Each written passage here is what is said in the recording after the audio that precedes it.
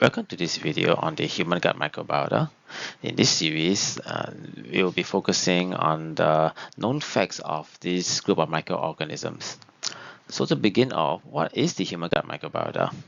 It refers to the trillions of microorganisms living in our gastrointestinal tract, and most of them are located in the jejunum, ileum, and the colon. And this group of microorganisms are heavily involved in the digestion of food. So the digestion process begins when we chew our food in our mouth, and then we swallow it down into our stomach via the esophagus, and the first round of digestion begins in the stomach with the gastric juices there, and periodically the stomach will release small batches of food into the small intestine, beginning from the duodenum, and this small batch of food gets pumped across our gastrointestinal tract into the jejunum and ileum, and it will then end off in the colon. And so our gastrointestinal tract has many different sections: the stomach, the small intestine, and the colon, and they all have different environmental conditions from each other. And as a result of this, different microorganisms will thrive in these different regions of our gastrointestinal tract. And these environmental factors are the pH, the oxygen levels, and in the small intestine, the presence of bile salts and acids. So to begin off on the oxygen level, so the oxygen level is highest in the stomach, and then it slowly decreases from the duodenum and even lesser into the jejunum, and finally even lower in the colon. And this happens because the stomach is the closest to the external environment where our food comes from the atmosphere.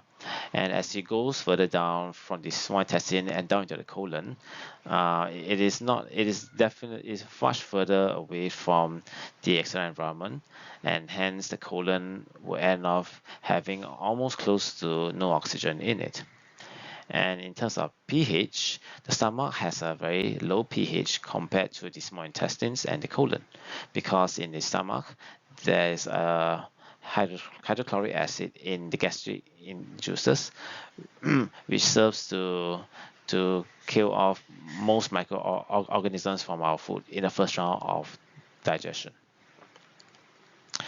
And because of these three factors, the pH, oxygen level, and the bile salts and acids, so this gives rise to different types of microorganisms thriving in these different regions of our gastrointestinal tract. So in the case of the colon, the Clostridium species would thrive and grow in the colon, simply because Clostridium does not grow in the presence of oxygen, compared to the other species of Lactobacillus and even Staphylococcus. So since there are so many different species of microorganisms, just on the overview, so naturally there are many different species of microorganisms living inside us, and this easily goes beyond 500 species to this day. And in this figure on the box here in yellow, this region alone represents 90% of the total human gut microbiota population. So 90% of that 500, that's close to over 400 species. So we have now in one human being over 500 species of microorganisms in us. And this is not just the only diversity factor we're dealing with. In fact, every human being in this world has a unique gut microbiota composition from each other, and this includes twin siblings in the same family. So now there are two levels of diversity within the human being and across the human race. So now with these two known facts, we now apply this known fact to the foods that we eat and encounter in our daily lives, like the probiotic supplements, the yogurt, and kombucha that we see out there. The gut microbiota easily has trillions of them. compared to probiotics in the market where they are usually in the billion range. And in yogurts, they do not always state the life count in the product, and in kombucha as well, they don't even mention anything about the life count. So using the example of someone buying a probiotic supplement from from the pharmacy that say has a life count of 50 billion, and if this person consumes this supplement into the mouth, pop it into his mouth and swallow it down, and if you assume 100% survival rate from the mouth down to the colon, and this 50 billion still is very small number compared to the trillions of microorganisms living in the colon, and which is they're easily outnumbered by a factor of 8,000. So as you can see, the gut microbiota numbers greatly outnumber any probiotic supplement out in the market in any given situation.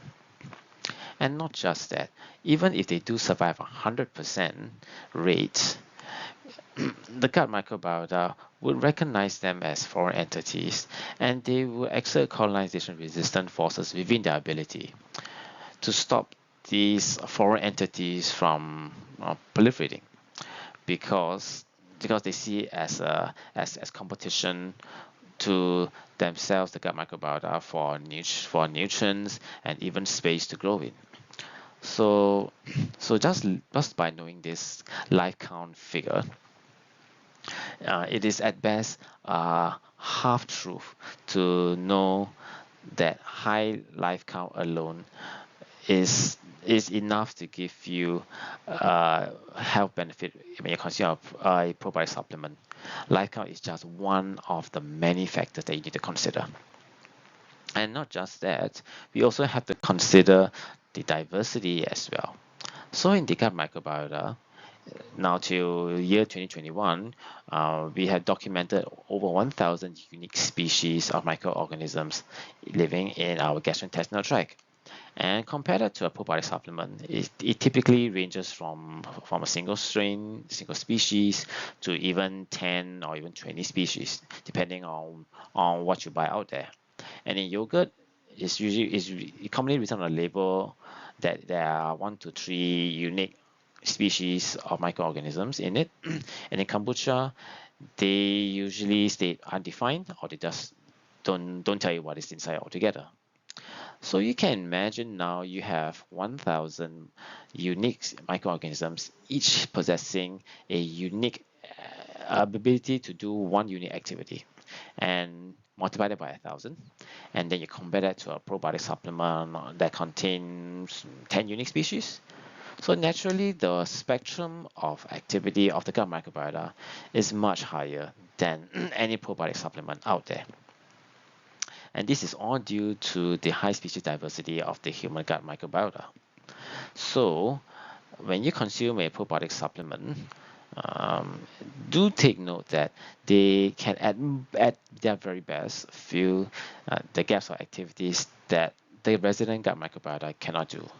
And they can do it in a transient manner because their numbers are just too small compared to the gut microbiota, and they have to stay in our gut long enough to exert their benefits.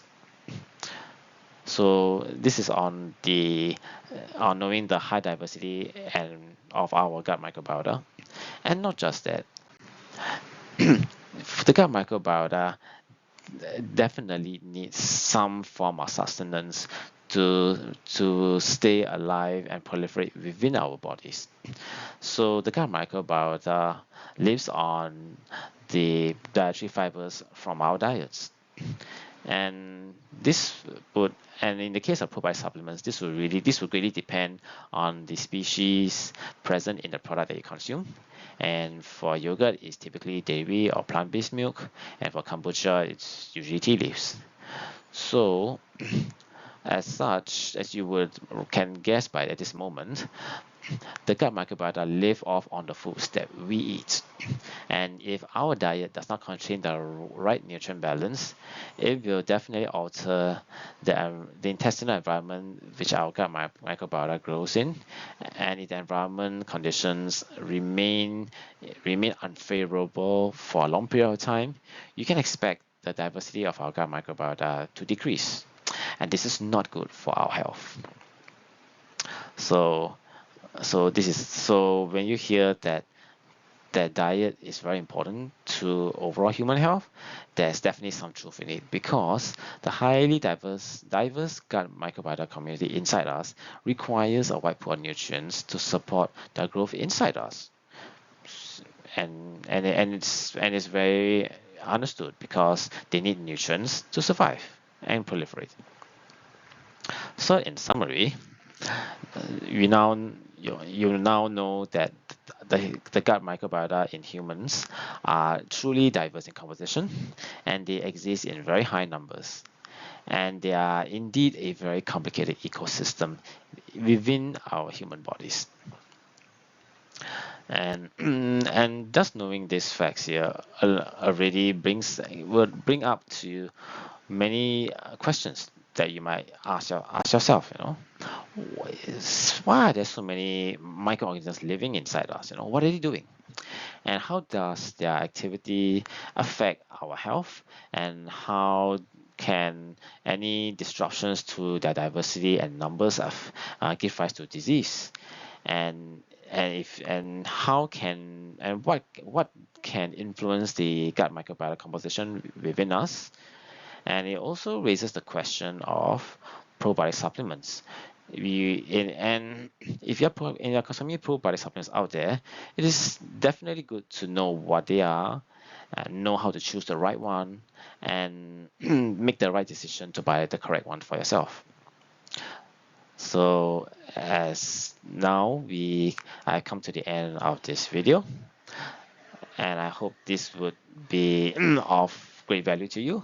Subscribe to my channel to get updates on these follow-up videos, and also to get some more information on this topic and other future topics that I might bring up.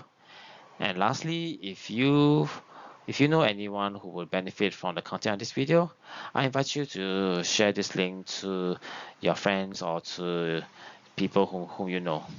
Thank you very much for viewing this video, and I'll see you soon.